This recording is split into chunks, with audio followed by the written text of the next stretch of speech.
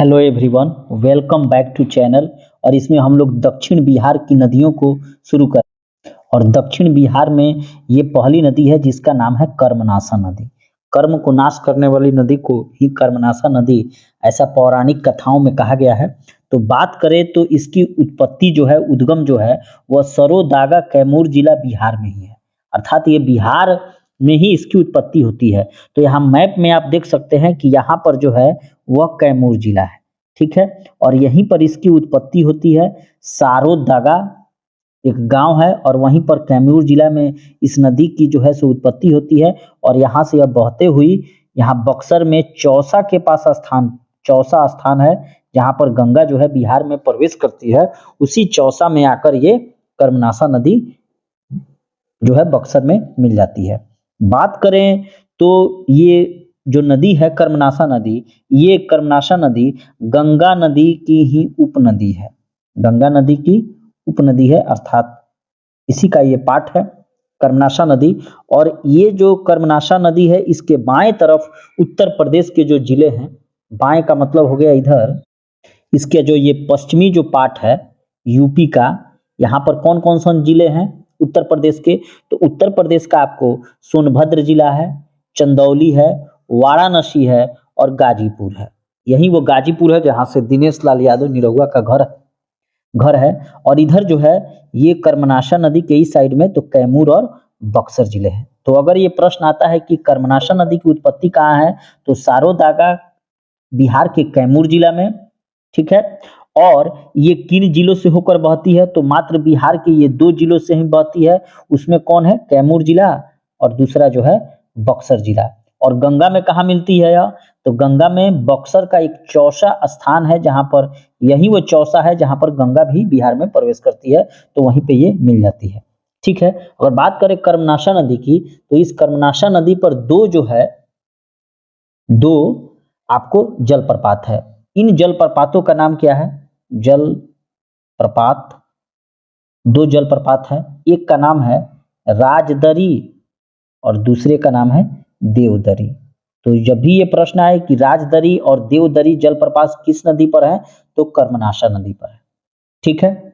और बिहार एवं उत्तर प्रदेश की सीमा रेखा बनाने वाली जो नदियां हैं उसमें कर्मनाशा नदी भी शामिल है।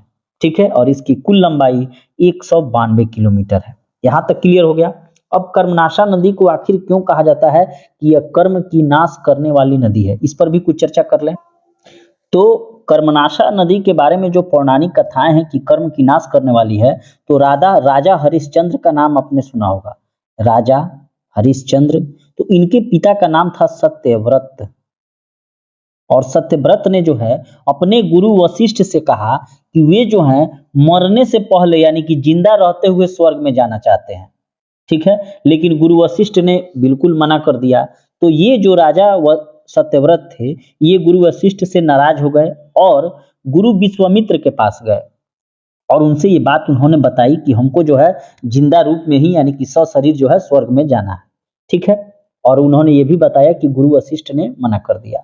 लेकिन यहाँ पर जो था कि गुरु वशिष्ठ एवं विश्वामित्र के बीच झगड़ा चल रहा था, यानी कि शत्रुता था।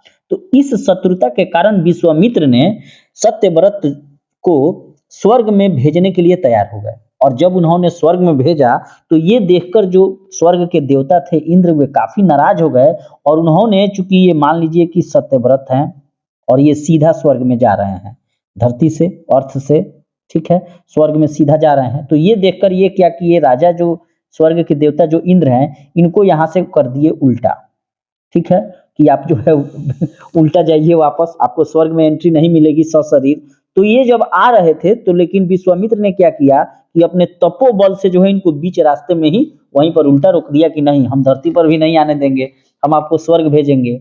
और यहाँ पर इंद्र का कहना था कि नहीं, आप जिंदा रहते हुए स्वर्ग में नहीं आ सकते हैं, आपको उल्टा हम धरती पर भेजेंगे। तो इसी क्रम में जो है राजा सत्यव्रत का लार चू गया,